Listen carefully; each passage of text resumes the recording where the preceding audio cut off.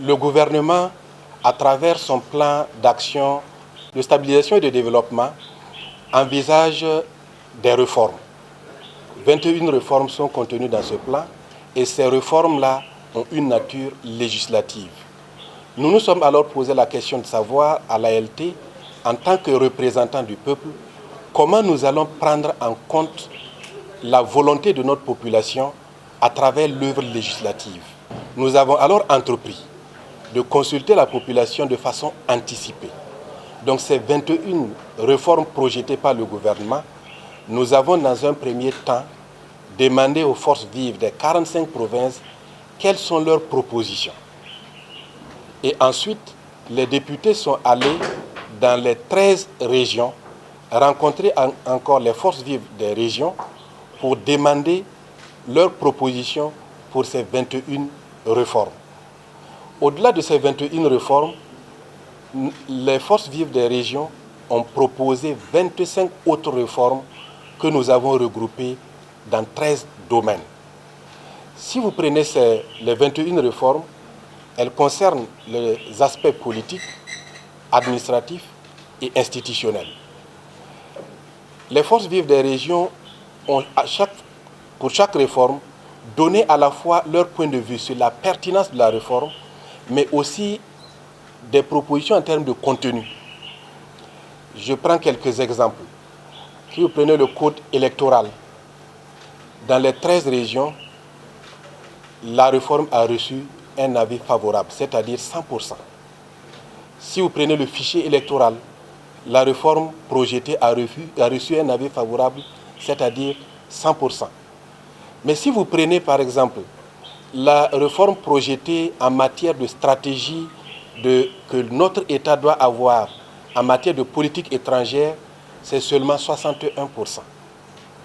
Je voudrais aussi préciser que ces réformes, ce sont des réformes proposées par les forces vives.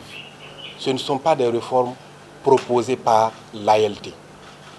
Ces réformes proposées par les forces vives, nous les avons juste compilées et établi un rapport général que nous avons transmis au Premier ministre.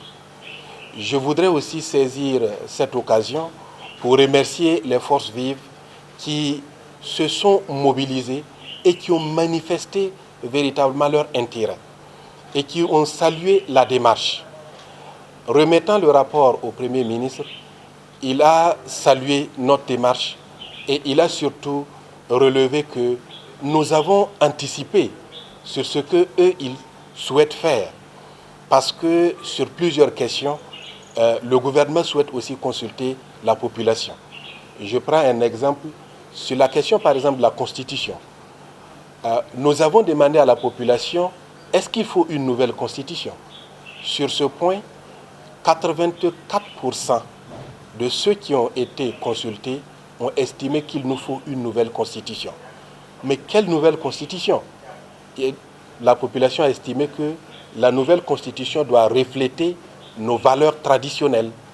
Ainsi, le Premier ministre a par exemple exprimé son accord par rapport à cette vision et à cette démarche, à savoir aller vers une nouvelle Constitution, mais qui s'appuie sur nos valeurs. Mais il y a encore du travail que le gouvernement doit faire pour approfondir davantage ce qui est proposé, afin de voir dans quel sens il faut aller. Je voudrais aussi préciser que ce qui est proposé dans ce rapport-là, il y a souvent des contradictions. Je vous donne un exemple. Pendant que certains demandent à ce qu'on supprime les circonscriptions administratives comme le département, d'autres demandent à ce que l'on renforce les départements avec des moyens financiers et matériels. Cela montre à souhait que c'est les opinions plurielles de nos populations qui sont transcrites dans ces rapports-là. Je voudrais aussi apporter une précision relativement aux institutions. Quand la plénière de l'Assemblée législative de transition a examiné et adopté le rapport, certaines institutions ont vu que l'Assemblée législative est dans une démarche de suppression de certaines institutions. Je voudrais rassurer il n'en est rien. Certaines propositions tendent à la suppression de certaines institutions. Je vous donne les précisions. Si vous prenez le Conseil économique et social, dans 3 régions sur les 13, il a été proposé que cette institution soit supprimée. Si vous prenez la CENI, si vous prenez le médiateur du FASO, dans 4 régions sur les 13, il a été proposé que ces institutions soient supprimées. Si vous prenez la justice militaire ou la haute cour de justice, dans les 13 régions, il y a 5 régions qui ont exprimé leur envie de voir supprimer ces institutions.